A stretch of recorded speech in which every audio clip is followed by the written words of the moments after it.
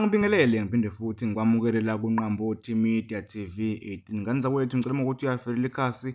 Ngicela wenze okufanelekile ucofa subscribe, ulike bese udlulisa ukucomment lapha ku comment section.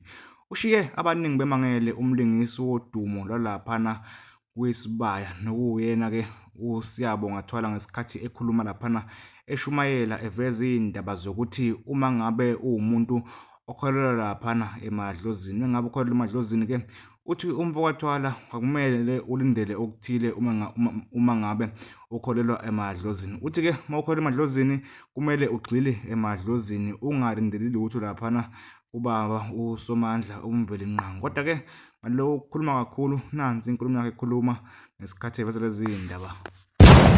Isawutho inkosi ngokuba ungumuntu ongondo imbaqambili engazizile esindleleni zakhe zonke. Ngiyabonga. Uzwile indaba ukuthi umsebenzi wedlozi noNkulunkulu umbaqambili ke lapho. Umbaqambili mawuthi hayi umsebenzi wedlozi noNkulunkulu umbaqambili. Bese lithi verse 7 uthi lo muntu angalindeli lutho kuNkulunkulu. Uthi 7 lo muntu ombaqambili akacabanga ukuthi khona azolithola uNkulunkulu. Ngoba akathi unjengegagasi into epheshula umoya ihamba ibuni, akathembekile lo muntu. Manje ke lo muntu loyo uma usenomuntu okhuluma inkulumo ethi umsebenzi wedlozi noNkulunkulu umbaqambili, lo muntu uma ethandaza akangalindeli lutho kuNkulunkulu, ngoba uhamba ayothandaza kwamanye ama-altar bese mangla iminikelo oyifaka emabhakedeni uyozuthi ekade nganginikela impendulo ngiyibona. Yingobani uJesu ufuna kade ngibuka la ngesidlo. Uyazi ukuthi uthe umpostoli uma ungekho ukuthethelela ngaphakathi kuwe ungasidli lesidlo, thethelela qala ngaphakathi, zama ukucabanga, ngizokunika 2 minutes.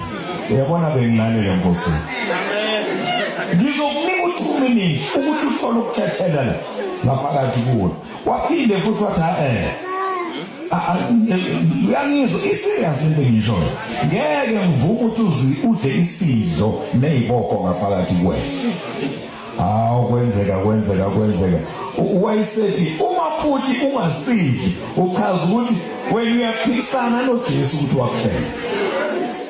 Yabona ke awukwazi ukuba phakathi naphakathi, ufuna ukuphetha uyakhetha uthatha isinqumo. Uyazi ukuthi uzuthi imithando yakho ayiphenduleki nje yini, kahle uzoshintsha izinto ezenziwa lapha zeyizukulwane ngeyizukulwane. Uyabona makuthiwa uyi-generational breaker, unikwa i-generational assignment ukuthi wena okwakho la. Yabona uma unikwa assignment awutholi ukuphumula, uma unikwe i-assignment awutholi ukuphumula. Futhi uNkulunkulu ngaphakathi kuwe uvela kutshale inhliziyo yokuthethelela, kube wena ohlanganisa umndeni, kube wena othi manikhohlwa yileyo nto asidlulele phambili bafo. Unikiwe ke i-assignment ukuthi wena kwazi ungabe uqwebhana nabantu lemgaqweni. Yalo-ke indaba wey'ngane zakwethu njengoba la uyizwela, kanti ke ungakhohlwa ukucofoza subscribe, ulike, phinde futhi ushare le video.